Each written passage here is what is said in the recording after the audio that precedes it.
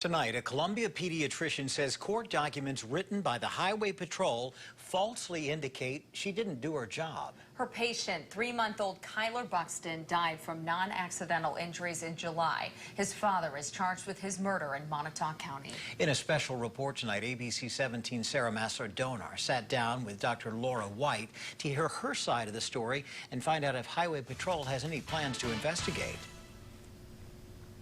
It's a story we've been digging into for almost 3 months and working to find out why this doctor hasn't been charged based on what we read in a probable cause statement. Tonight, Dr. Laura White is speaking out against what she considers to be out of time and out of context.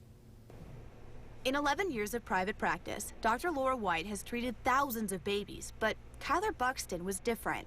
What started to make him a little more unusual was that I got a phone call from the state lab stating that he had a lysosomal storage disease called Pompei's disease. Then on July 29th, just 3 months after he was born, Kyler passed away. But doctors in the ER at Women's and Children's Hospital said he died not from complications with his disease, but from a, quote, textbook case of non-accidental trauma. Shortly after his death, his father, Christopher Buxton, was arrested and charged with his murder.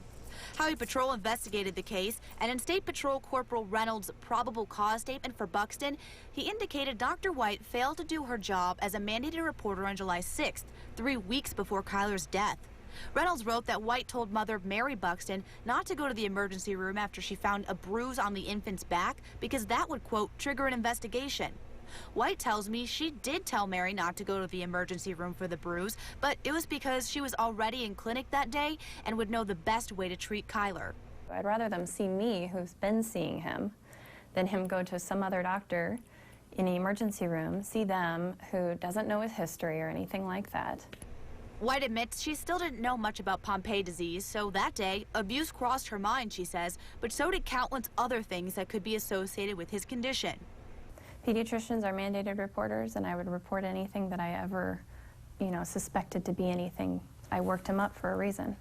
I worked him up, I talked with physicians, and with Mom being an EMT and talking to her, a very reliable source, we came up with the conclusions that nothing more needed to be done. Between July 6th and July 12th, White says Kyler saw half a dozen specialists. Radiologists did ultrasounds of his stomach and back. Lab work was done to look for internal bleeding, injury, or inflammation. In the end, White says the doctors couldn't find anything wrong with him as a result of the bruise and decided it wasn't suspicious. Something else in the probable cause statement is that they put none of the history of this child, none of the workup on July 6th, nothing.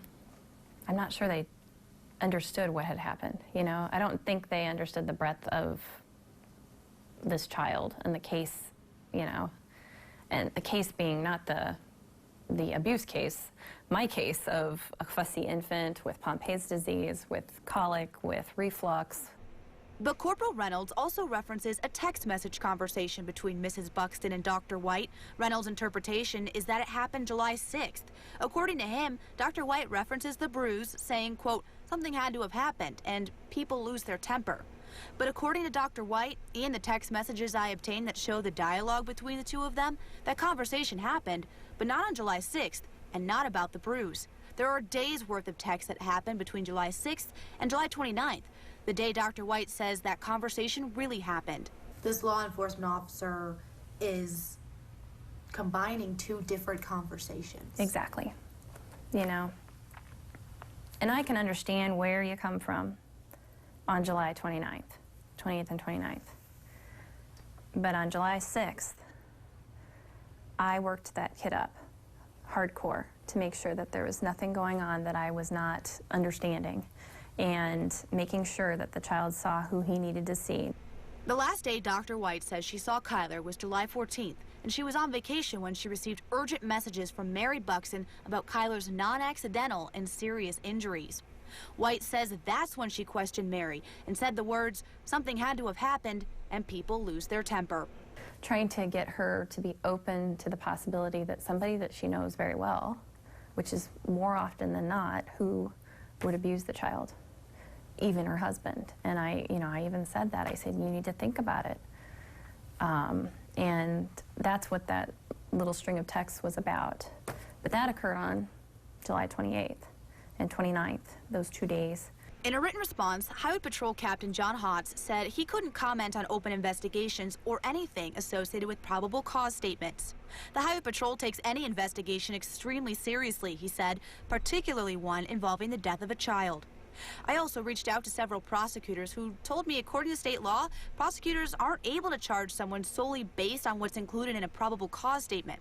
Spoke with Bill Tackett, a former Cole County prosecutor, who says since Dr. White was not the target of this investigation, Reynolds' allegations will most likely be ignored by prosecutors, and if anything were to be done, a second investigation would be needed. The recommendation is for a certain crime. And built into the probable cause statement is this kind of an afterthought, okay, this kind of an ancillary allegation that does not have the footing, as I understand it, within the probable cause statement to support it. That would have to be, there would have to be further investigation on that if that were going to be pursued. Dr. White says she understands the Highway Patrol's goal of finding the person responsible for Kyler's death, but she feels that her professional reputation got trampled in the process. My goal, in a nutshell, is just to get the truth about how things occurred in the right timing and the right context, because the probable cause statement doesn't do that. The statute of limitations on a misdemeanor is 1 year, so the Highway Patrol must submit a warrant request and additional probable cause statement for Dr. White in that time. For now, there's no indication she's the target of any investigations. I have much more on this story, including the probable cause statement itself, on ABC 17 News.